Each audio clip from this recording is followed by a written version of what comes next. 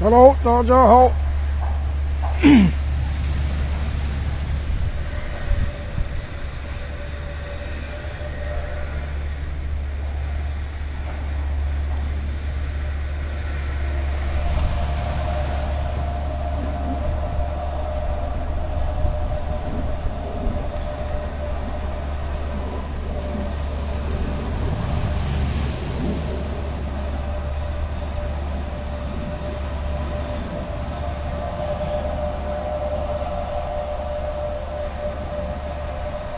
灌浆啦！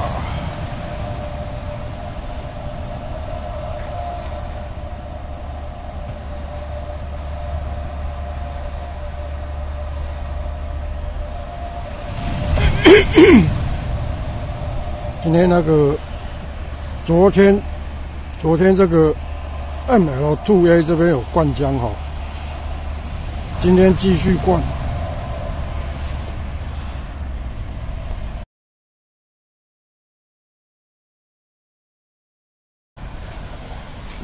ML2A 这边的哈，昨天灌，昨天下雨，所以没有出来。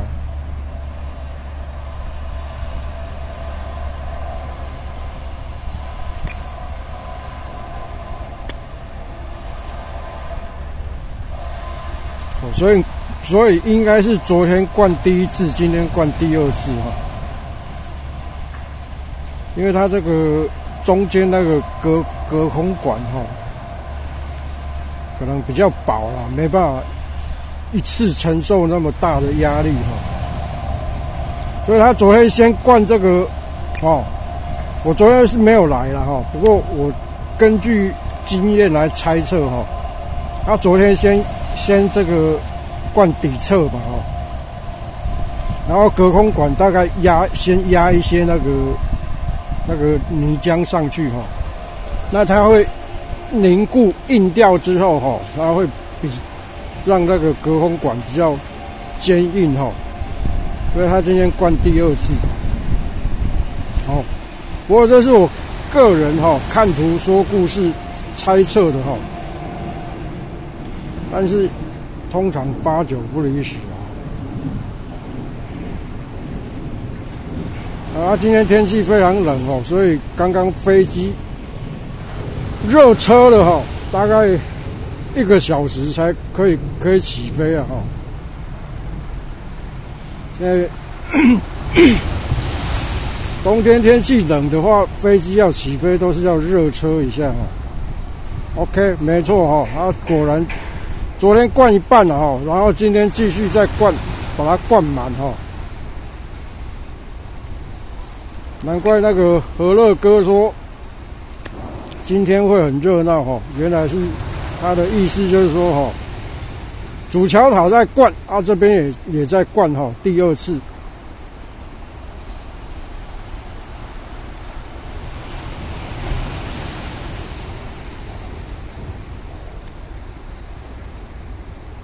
这个天气冷飞空拍机有时候还是要特别注意因为那个电池飞行电池不怕热，但是怕冷。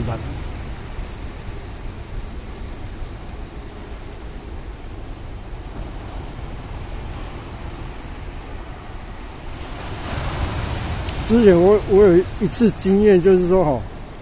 飞在你好半空中的时候，那个空拍机就突然间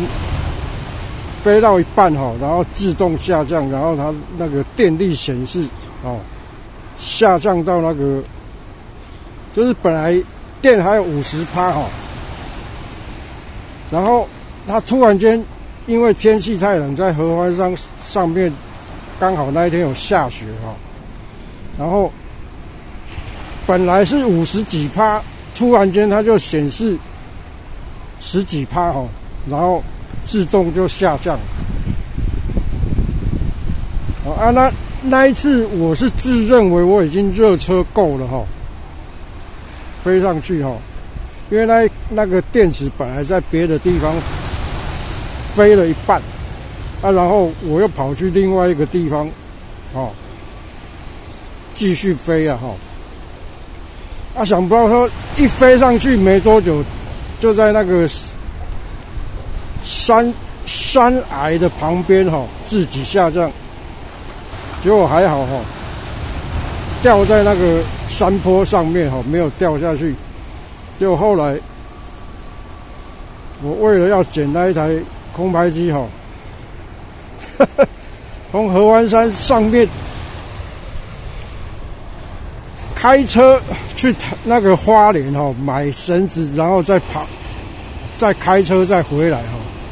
买了50公尺的绳子啊，然后把绳子绑在那个山边然后另外一头绳子绑自己的腰带腰部然后慢慢的从那个山坡旁边因为那个太陡了慢慢的滑下去后来还好因为那个结冰还没有融化，所以那个旁边的那个还不会太难走然后就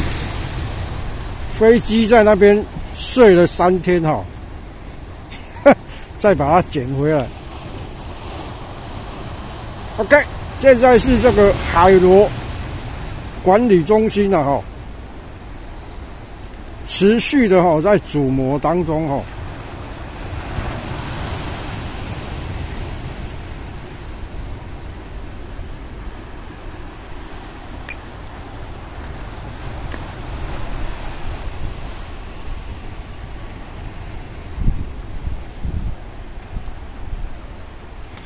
我现在这个岸边这边边飞边那个确定没有问题，再飞到海里面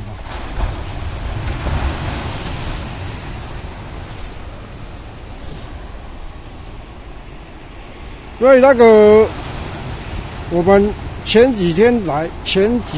的时候，那个布尔士桥板这边现在这个是在下塔吊的钢结块，还是吊钢筋应该是吊钢筋上去现在剩下24梯这里23、24梯这边还没有焊接完的还没盖板的部分其他的那个钢层板慢慢都要盖上去了这个没有盖板就代表底下它留一个通道让它走下去它可以从这边走下去焊接了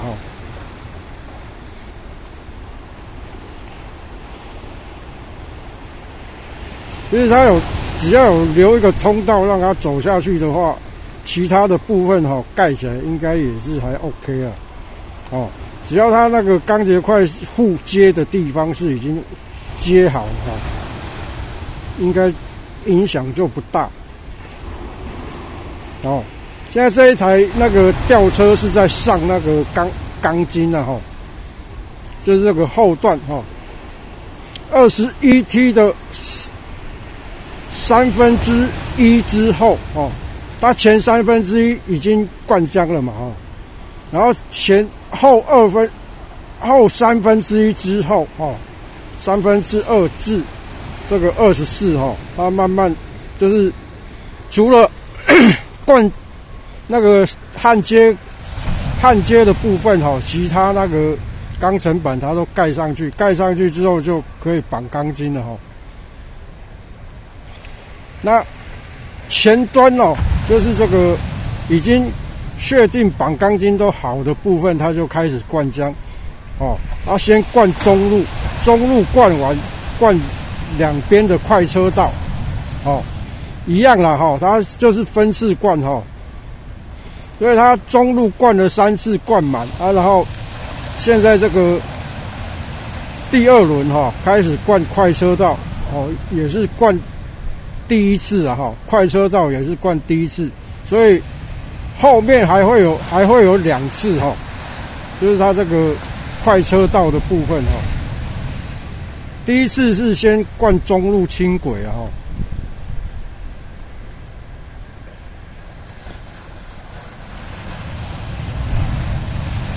OK， 慢慢的就是我们今天主要的哦，工作项目煮桥塔 U42灌浆，带便当上去了哈。对啊，11点多了哈，而且带一些热的哈上去喝一下，不然实在太冷哈。一包便当，一包那个热的饮料哈，见者有份啊。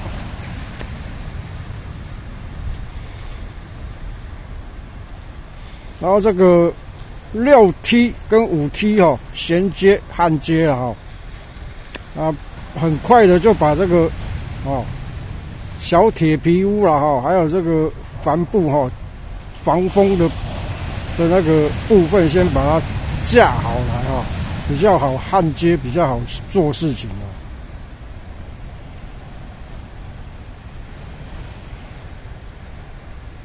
那这个等于6T 吊上来，今天是第3天吧哈，所以今天焊接完，应该有可能明天哈就换那个6B， 有可能明天会掉6B 啊哈，几率应该很高了哈，隔3天嘛哈。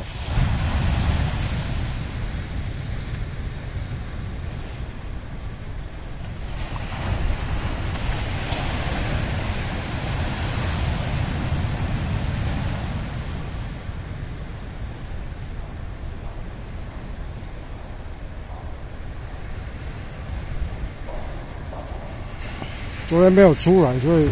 在家里找个事情来做哈，就是把手机的那个电池把它换掉哈，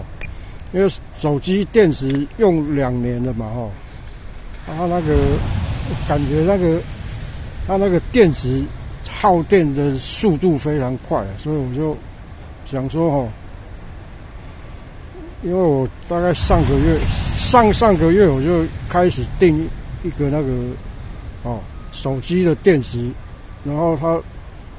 上个礼拜送来，所以昨天刚好本来要出来啊，后来看下雨不敢出来，太冷想一想，干脆把电池拿出来换一换。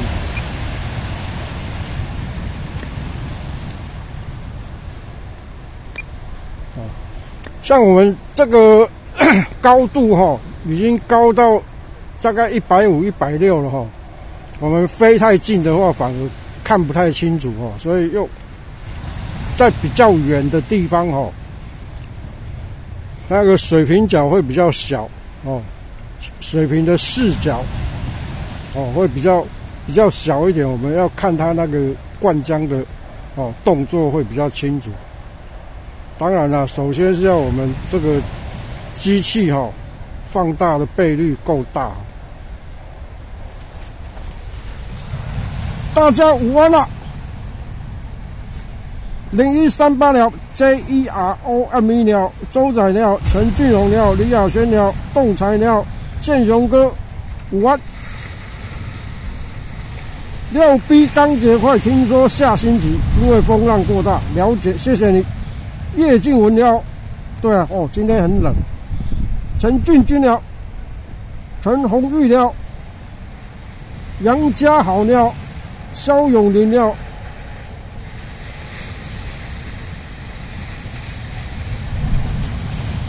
冷也是电动车的不可控因素，没错啊。其实它这个锂电池好用归好用，就是但是它受那个温度影响很大反而铅酸电池好像影响没有那么大一样是电池但是它的那个构成物质不一样基础物质不一样，那个因为温度的那个差别影响蛮大的。锂电池是很明显我其实我在合欢山下雪的时候已经飞过非常多次然后那一次去的时候，就是那个比较旧的那一台飞机第一次升空没有问题然后第二次飞到一半下来，我换一个地方，又要再飞的时候，起飞都没有问题，飞到一半，它就自动显示说它要下降。我说我任何动作我都没有做，为什么它要下降？结果它就直接落在那个山坡旁边了。哦，还好，还可以捡得到的地方哈。后来我怕说那个山坡，其实到合欢山上面五岭旁边那边虽然是山坡，但是那个看起来有点像悬崖所以我后来就开车去花莲买了一条那个布绳买了50公尺，然后绑在那个旁边停车场旁边，然后另外一端绑自己的腰部然后绳子溜下去，然后慢慢因为我掉下去的时候，那个影像都有拍到那个剑笋整个区域冰冻的剑笋全部我都有看到，所以下去的时候我找没有找很久就看到飞机了赶快捡一捡又回来。那一台飞机我现在偶尔还有在拍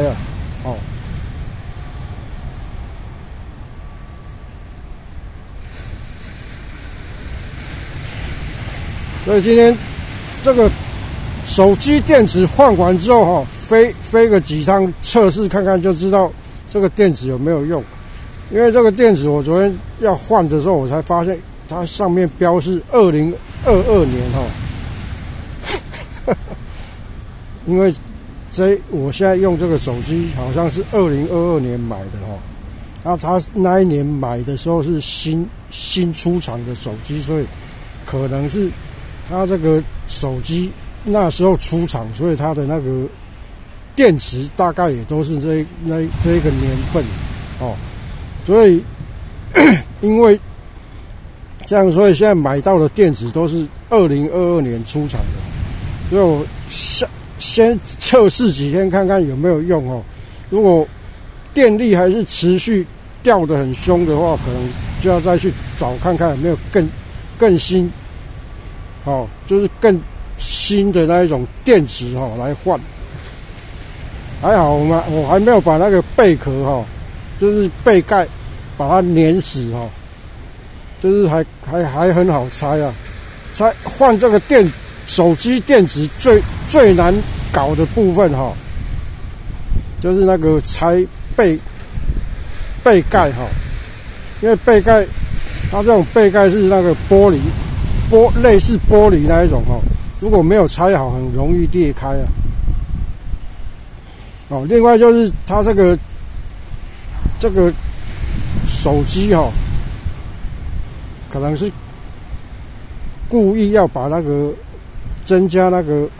电池更换的那个难度，他故意把它弄在很深的地方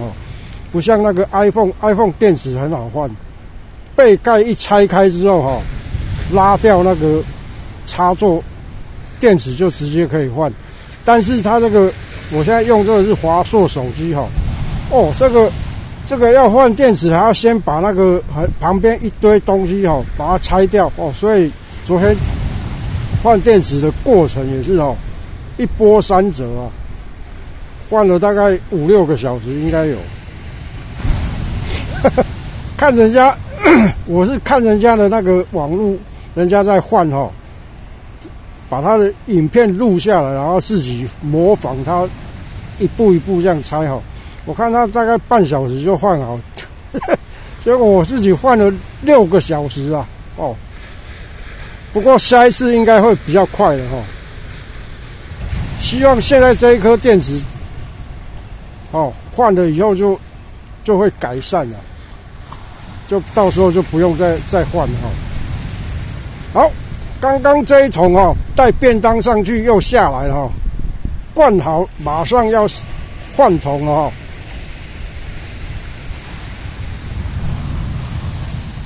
台湾夜料林蔡景阳料、林天顺料、陈柏宏料，主桥塔现在42层了然后它上面有一个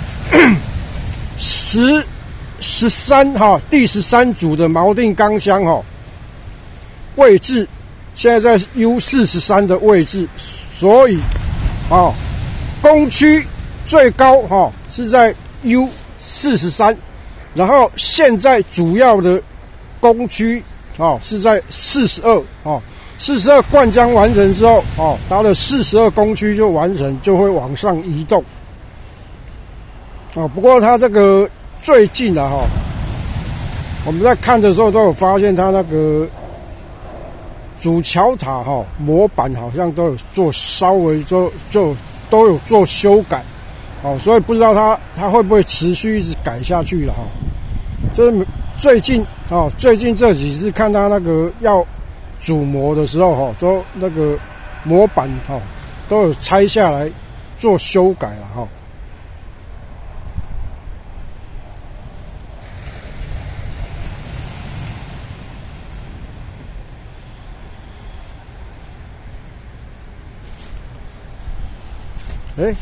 看起来好像还不错哦，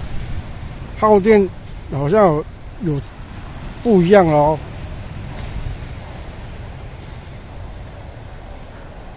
多飞几趟，待会就知道因为我这个手机在使用的时候在飞行的时候，那个遥控器的电会冲到这边来，会冲手机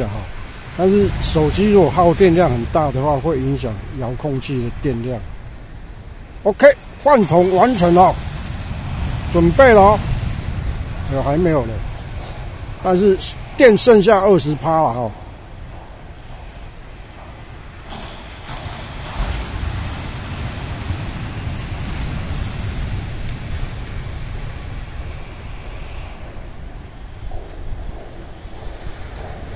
OK， 换筒完成，上升了，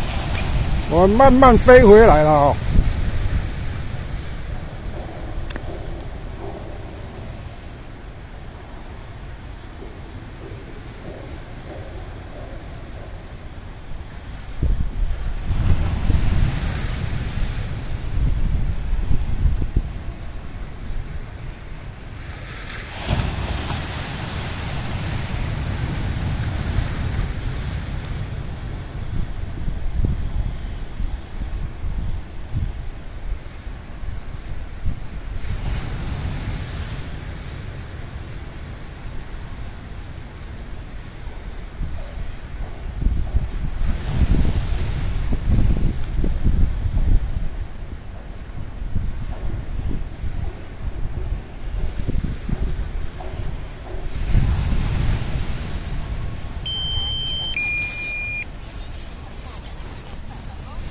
刘明岛了，江仁安了，林家宏了，赖荣洲了，先喊先赢了免得待会我那个收播的时候来不及讲了先猜先猜说那个赖荣洲也有在看的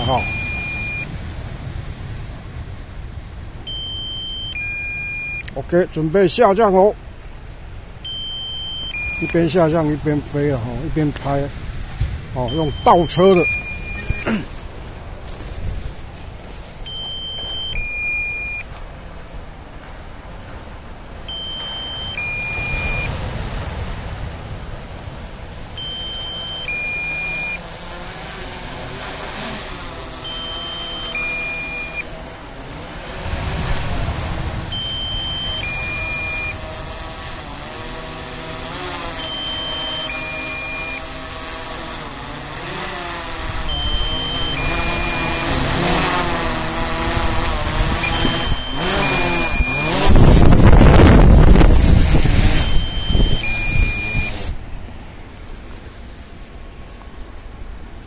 像我们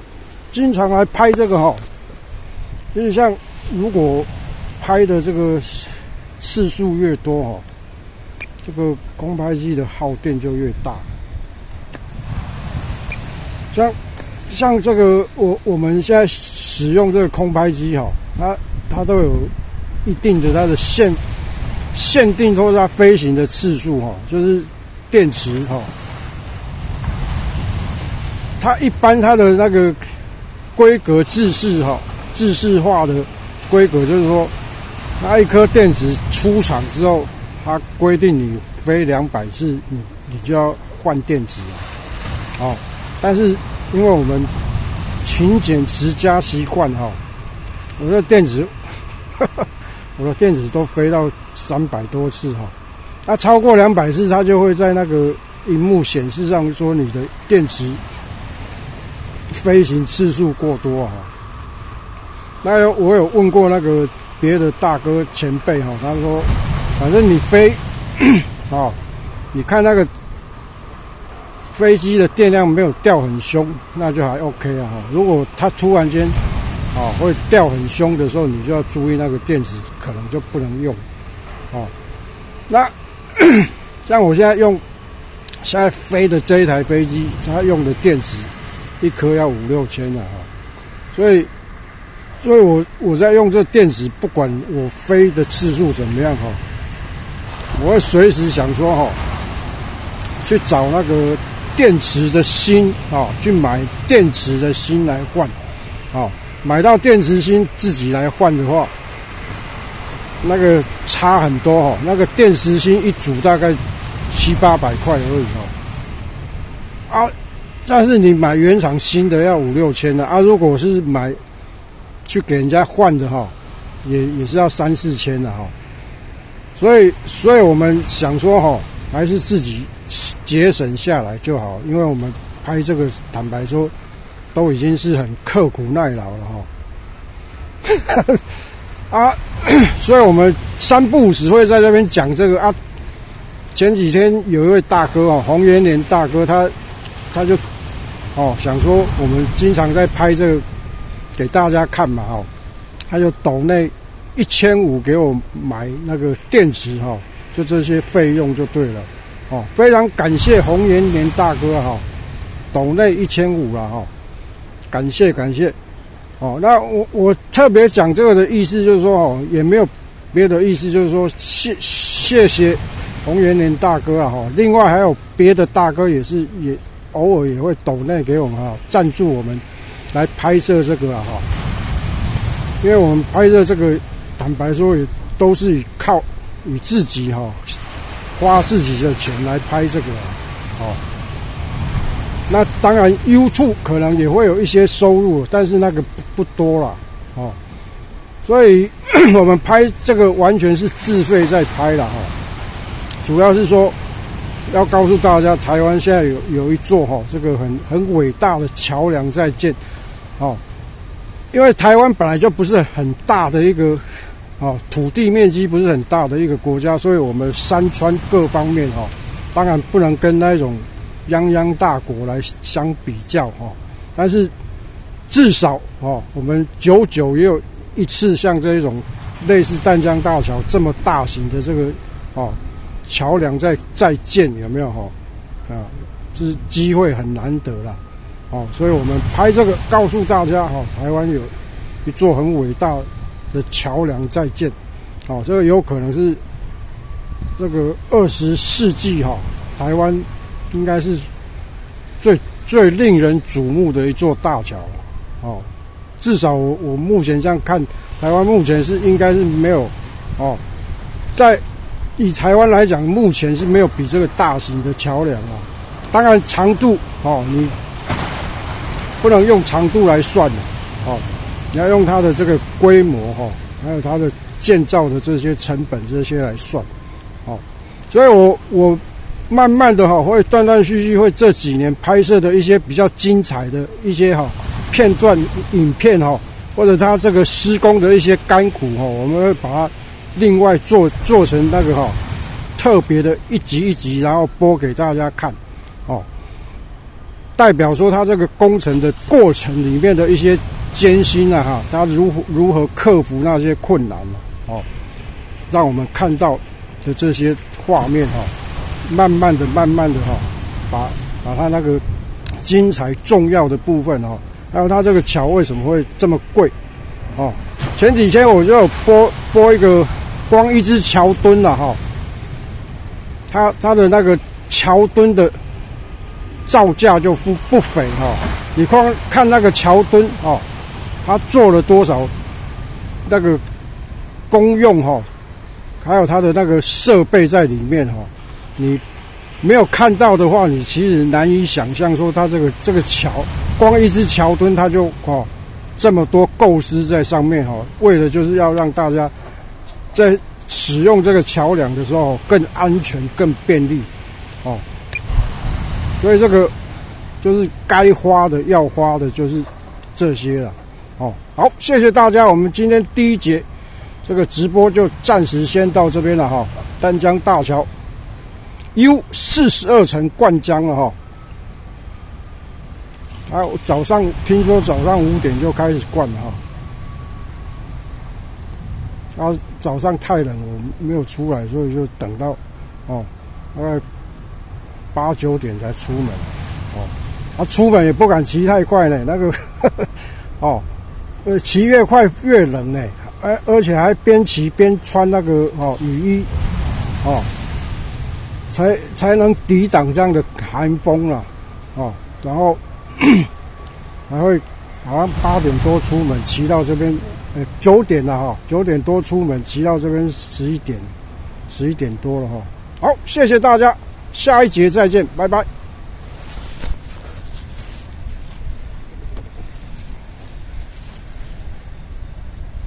趁还没有收播来打一下招呼